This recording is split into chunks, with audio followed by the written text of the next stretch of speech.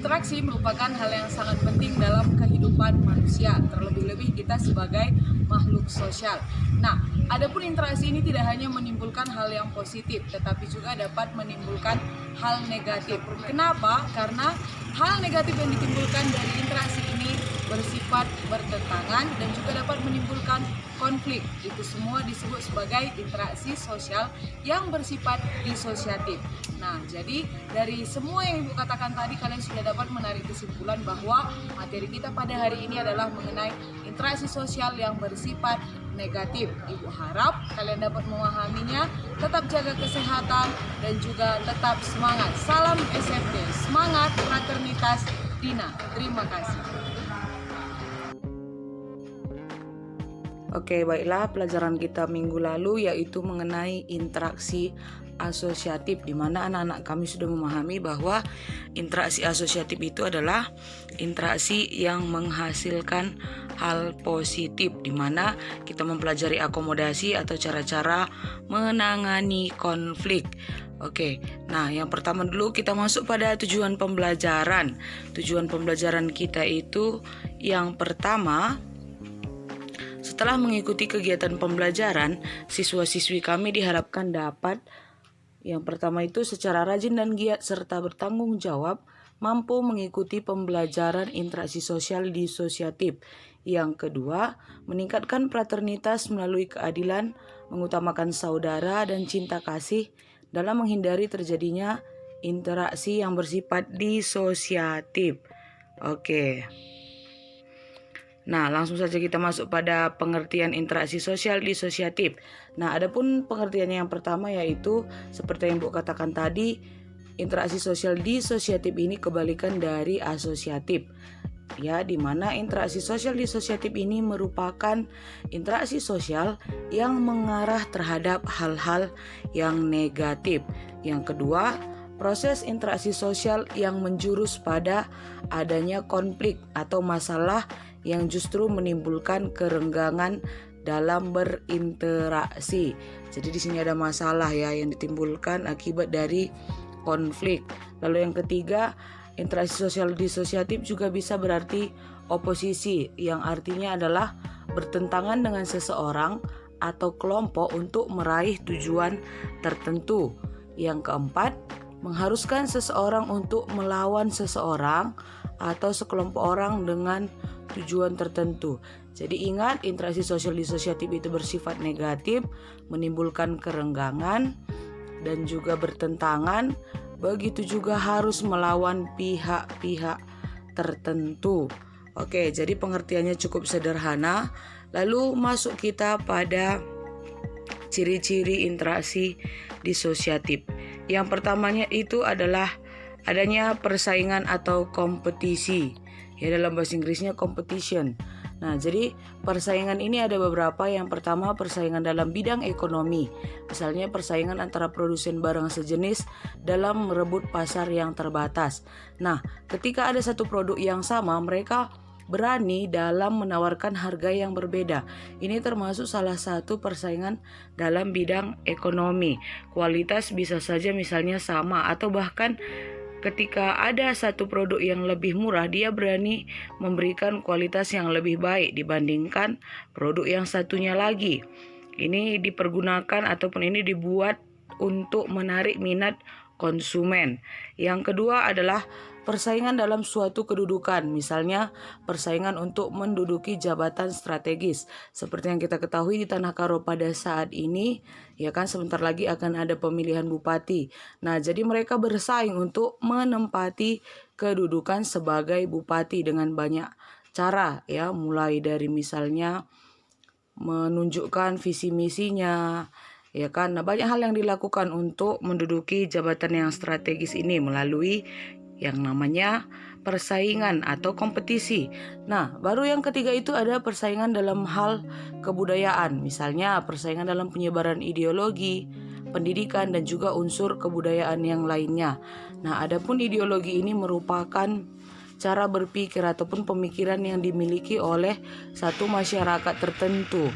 Nah, jadi seperti yang selalu Ibu katakan bahwa kebudayaan itu tidak selalu mengenai adat istiadat, tetapi juga bisa mengenai kebiasaan.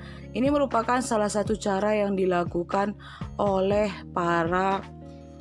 bisa dikatakan para tetua adat ya dalam bidang pendidikan juga.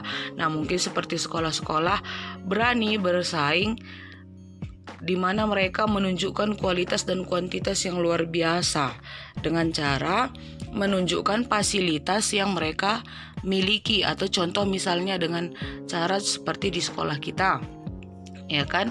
Nah, yang ditampilkan itu adalah beberapa hal-hal yang dapat menarik minat siswa. Oke. Lalu yang kedua adanya kontroversi. Nanti kontroversi ini sedikit berbeda dengan kontroversi ya. Nah, jadi kontroversi ini adalah sikap menentang dengan tersembunyi agar tidak terjadi perselisihan atau konflik secara terbuka. Jadi bisa dikatakan kalau kontroversi ini dia sikap menentangnya itu tersembunyi, tersirat ya, atau di belakang, itu istilahnya. Nah, lalu ada lagi proses sosial dengan adanya keraguan ataupun ketidakpastian, begitu juga penolakan. Nah, jadi ini kontroversi ini dia sifatnya tidak terlihat, tapi dia berada pada persaingan dan juga pertentangan. Oke. Lalu yang ketiga, penyangkalan dengan tidak mengungkapkannya secara langsung atau bersikap tidak terbuka. Ini bisa sering disebut dengan orang yang suka main belakang atau orang yang suka berbicara di belakang. Ya, oke. Nah, lalu ada beberapa jenisnya. Yang pertama, kontroversi umum.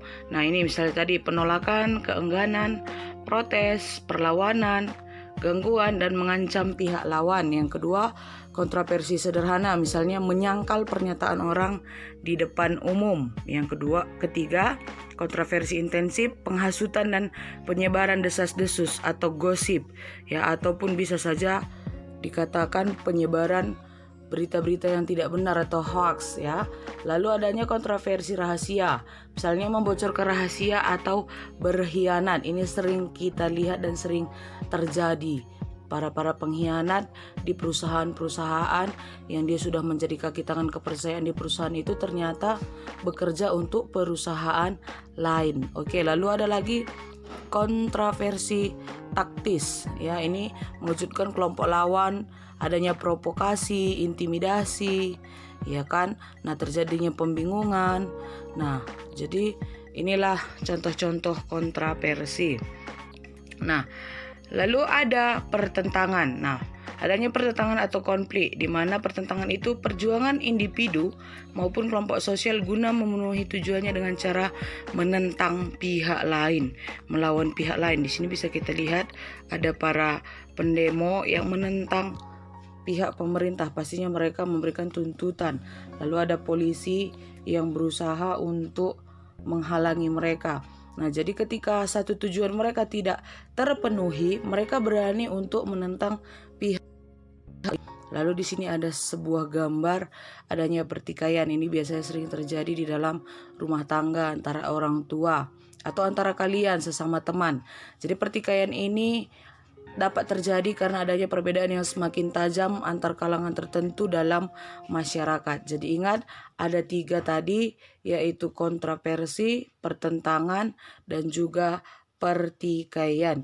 Ini adalah interaksi yang bersifat negatif karena dia sifatnya bertentangan dan dapat memicu munculnya konflik, bahkan dapat memicu terjadinya kekerasan. Ya, perbedaannya di mana, Bu? Sebenarnya hampir sama, hanya saja ada satu hal yang perlu kalian ingat. Konflik belum tentu kekerasan, tetapi kekerasan dapat terjadi karena adanya konflik. Kenapa? Karena setiap konflik itu belum tentu berujung pada kekerasan fisik. Tetapi ketika terjadi kekerasan fisik, berarti di dalamnya sudah diawali dengan terjadinya sebuah masalah. Nah, jadi inilah materi kita untuk hari ini. Terima kasih. Demikian Demikian materi kita untuk hari ini. Ibu harap kalian dapat memahaminya. Nah, terlebih-lebih untuk kelas 10 IPS 1 dan kelas 10 IPS 2, tetap pertahankan semangat belajarmu. Untuk 10 IPS 3 dan 10 IPS 4, tingkatkan lagi. Bagi yang malas-malas, semangat. Jangan malas-malas, jangan terlena dengan kemalasanmu. Demikian video kita. Terima kasih.